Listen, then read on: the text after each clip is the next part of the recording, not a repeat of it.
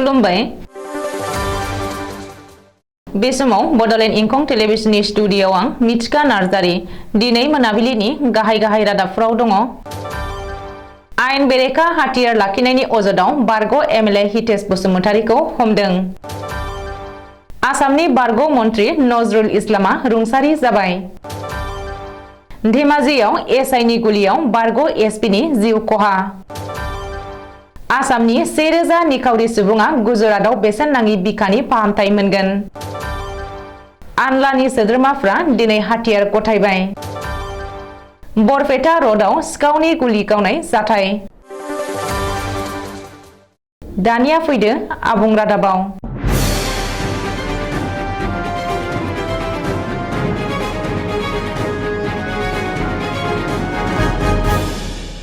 बाक्सा जिल्लानि बेन्दोंआव थानाय सापागुरि विधानसभा बियाबनि बारग' एमएलए आरो बिटिसि बारग' मावफुं सोद्रोमा हितेश बसुमतारीखौ एरेस्ट।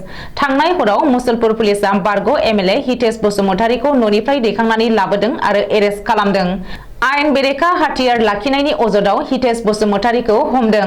पुलिस जलंगाव फोरमायथिनाय बायदिब्ला सापागुरि बियाबनि बारग' एमएलए हितेश बसुमतारीनि न'आव आयेन बेरेखायै लाखिनाय गंसे AK-47 राइफल, गंसे M16 राइफल बोखांनो हादों। बबेखानि गंनै गोहोगोरा हाथियारजों लोगोसे AK सिरिजनि गंसे मेगजिन, थर 126 गोगो गुलि, M16 राइफलनि गंसे मेगजिन आरो थर 9 गोगो गुलिफोरखौबो बोखांनो हादों होननानै पुलिसआ फोरमायदों। मख'नो गोनांदि बारग' एमएलए आरो बिटिसिनि बारग' मावफुं सोद्रोमा हितेश बसुमतारीनि न'आव बेबायदि गोहोगोरा हाथियार बोखांनो हानाय जाथाया ओनसोलाव सोमोनांहोदों आरो गिखांहोदों। गुबुन फारसे क'क्राझार नोगोरनि गुबुन गुबुन जायगायाव पुलिसआ सिग्रोमनानै गुबुन सानै सुबुंखौबो हमदों होननानै मिथिनो हादों। थांनाय हराव क'क्राझारनि गुबुन गुबुन जायगायाव हमनाय सानै सुबुंखौ बडलेण्ड जनजाति सुरक्षा मन्चनि मावफुं आफादगिरि दावराव देख्रेब नार्जारी आरो बडलेण्ड थिखादार आफादनि गाहाय नेहाथारि बिक्रम दैमारी होननानै सिनायथिनो हादों। बबेखानि दावराव देख्रेब नार्जारी आरो बिक्रम दैमारीमोनखौ मा जाहोननि थाखाय पुलिसआ एरेस्ट खालामदों बेनि बागै बे खौरांखौ सुजुनाय समहालागै मिथिनो हायाखै। कंग्रेसनि गागि दैदेनगिरि आरो आसामनि बारग' मन्त्रि डक्टर नजरुल इस्लामा आरो गैलिया। समफ्लनि बेरामाव गोग्लैनानै बारग' मन्त्रि डक्टर नजरुल इस्लामा दिनै जोबथा हां हगारबाय। गुवाहाटी नोगोरमानि हेल्थ केयार हस्पिटालाव दिनै सानजौफु 12:15 रिंगायाव जोबथा हां नागारदों डक्टर नजरुल इस्लामा। मिथिनो हानाय बायदिब्ला नजरुल इस्लामा गोलाव समनिफ्रायनो समफ्लनि गोब्राब बेरामाव गोग्लैनानै दंमोन। नाथाय मैया शुक्रबारखालि हरखाब अक्सिजेन लेभेला खमायलांनायनि जाहोनाव देहा फाहामसालियाव थिसननो गोनां जादोंमोन। मख'नो गोनां दि लाहौरीकाट बियाबनिफ्राय 5थि खेबनि थाखाय एमएलए महरै सायख'जादोंमोन डक्टर नजरुल इस्लामा। 5थि खेब एमएलए जानायनि गेजेराव 2002 मायथाइनिफ्राय 2016 मायथाइसिम लान्थ्रियै 3थि खेबनि थाखाय आसाम सोरखारनि केबिनेट मन्त्रि जादोंमोन। बारग' गिबि मन्त्रि तरुण गगैनि खुंथाय समाव सावस्रि आरो जगाय बिफानखौ सामलायदोंमोन नजरुल इस्लामा। डक्टर नजरुल इस्लामा 1996 मायथाइयाव गिबि खेबनि थाखाय एमएलए महरै आसाम बिधानसभायाव सायख'हरजादोंमोन।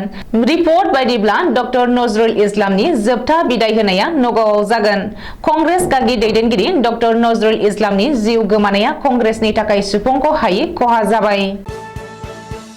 धेमाजियाव सानथिं बाथिं गुलि गावनाय जाथाय। बे गुलि गावनाय जाथायाव बारग' एसपिआ जिउ गोमादों। गोदानै जयेन जानाय सासे एसआइआ गावनि सार्भिस पिस्तलजोंनो बारग' एसपिखौ गावथारदों। धेमाजिनि भेहरापारायाव जादों बे जाथाया। मिथिनो हानाय बायदिब्ला गोदानै जयेन जानाय साब इन्सपेक्टर आलक कुवारा गावनि सार्भिस पिस्तलजोंनो बारग' एसपि अमिल्य बरुवाखौ गावथारदों। आलक कुवारा अमिल्य बरुवानि न'आव थांनानै सिथ्लायावनो गावथारहैदों। बे जाथायनि उनाव आलक कुवाराया थानायाव थांनानै आखाइ दैखांहैयो। हा-हुनि जेंनाखौ लानानैनो बे बुथारनाय जाथाया जादों होननानै सन्देह खालामदों। रिपर्ट बायदिब्ला अमिल्य बरुवाया अरुणाचल प्रदेशनिफ्राय आजिरा मोननाय सासे एसपि। गुबुन सासे आलक कुवारा डिब्रुगड़ सदर थानानि सासे एसआइ आरो बियो 2018 मायथाइयावसो साख्रियाव जयेन जादोंमोन। बे जाथायनि सायाव पुलिसआ नायबिजिरनो जागायबाय। बिखानि बेरामिफोरनि थाखाय मोनसे मोजां खौरां।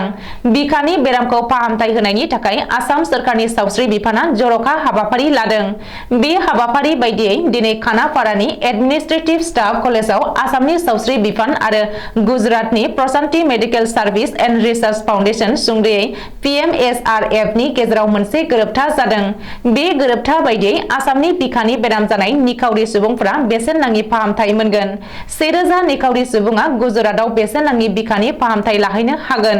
बे गोरोबथा सागान होलायनाय हाबाफारियाव आसामनि गिबि मन्त्रि डक्टर हिमन्त बिश्व शर्मा आरो सावस्रि मन्त्रि केशव महन्तजों लोगोसे PMSRF निफ्राय मनज बिमानिया बाहागो लानानै सागान होयो। गिबि मन्त्रि डक्टर हिमन्त बिश्व शर्माया बेनि बागै फोरमायथिनाय बायदिब्ला PMSRF जों बे गोरोबथाखौ बोसोरनै बुब्लिनि थाखाय खालामनाय जादों। बबेखानि आसामनिफ्राय गुजरातआव बिखानि फाहामथाय लानो थांनाय गासैबो बेरामिफोरनि थांनाय फैनाय थानाय जानाय लोंनायनि खरसाखौ आसाम सोरखारानो बानस'गोन होननानैबो गिबि मन्थ्रिया फोरमायदों। बेनि अनगायैबो बेरामिफोरखौ सायख'नायनि थाखाय रायजोनि गासैबो मेडिकेल कलेजफोराव स्क्रिनिं खालामनाय जागोन। बे स्क्रिनिंनि थाखाय बेरामिफोरा गावबा गावनि मुंखौ रेजिस्टार खालामनो नांगोन। आदिबासी हारिनि हाथियार दैग्रा आफाद अल आदिबासी नेशनेल लिबारेशन आर्मी सुंद'यै आनलानि सोद्रोमाफोरा दिनै सोरखारनो हाथियार गथायबाय। उदखारि आफाद आनलाया सोरखारनि हेंथायै दावहाखौ फोजोबनानै हाग्रानिफ्राय ओंखारबोबाय आरो हाथियारजों लोगोसे गावसोरखौनो पुलिसनो गथायबाय। कक्राझार जिल्लानि कसुगाव पुलिसनि सिङाव थानाय मान्दारिया मुंनि जायगायाव खुंनाय मोनसे हाबाफारिनि गेजेरजों दिनै आनलानि सोद्रोमाफोरा एबा केडारफोरा हाथियार गथायदों।